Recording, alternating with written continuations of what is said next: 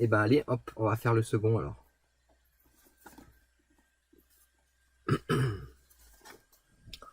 Tac, donc c'était le valet de cœur. Et on est en Samuel 25. Alors, qu'est-ce qu'il nous dit Samuel? Apparemment c'est David qui ne doit pas être encore roi. Bon, je pense qu'il y a quelque chose de précis à dire, mais il faudrait que je me penche plus dessus. Du coup, je vais prendre plus en large. Donc là, on est dans le contexte, on est le premier roi d'Israël, c'est Saul. Et Saul s'enorgueillit tout ça. Du coup, il va être déchu et Dieu se choisit un autre roi, donc c'est David.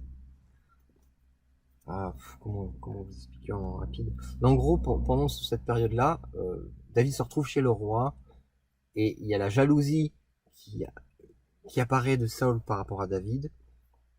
Peut-être qu'il pressent quelque chose et il est chassé.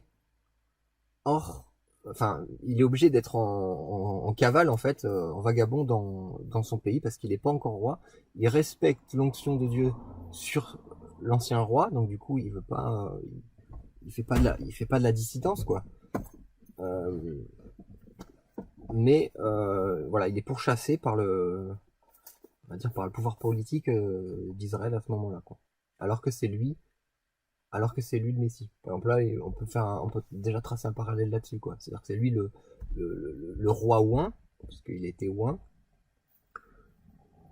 et il est pourchassé par le pouvoir politique d'Israël en place, qui est en train de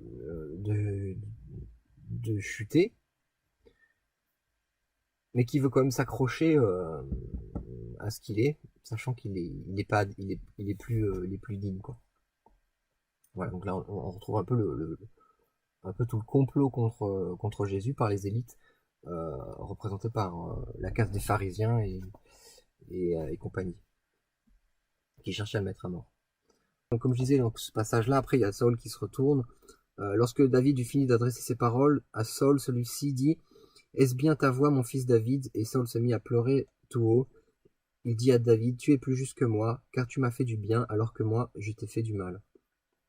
Tu démontres aujourd'hui avec la bonté avec laquelle tu agis envers moi, puisque l'Éternel m'a livré entre tes mains et que tu m'as pas tué. Donc voilà, toute la morale de la croix, c'est ça, c'est qu'en haut de la croix, lui qui a tout pouvoir et qui peut dire à tout moment ses anges, bah, destruction quoi.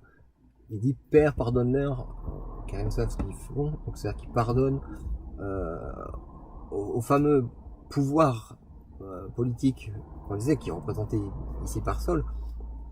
Il choisit une autre voie que la justice pour la justice. Il y a une autre justice qui existe, qui est le don pour l'ingrat. Parce que ça provoque la conversion, parce que ça provoque des changements, parce que ça donne la vie, tout ça. Donc, dans ce petit passage, il y a cette idée-là, quand même. Ouais, je vais m'arrêter dessus. Et on va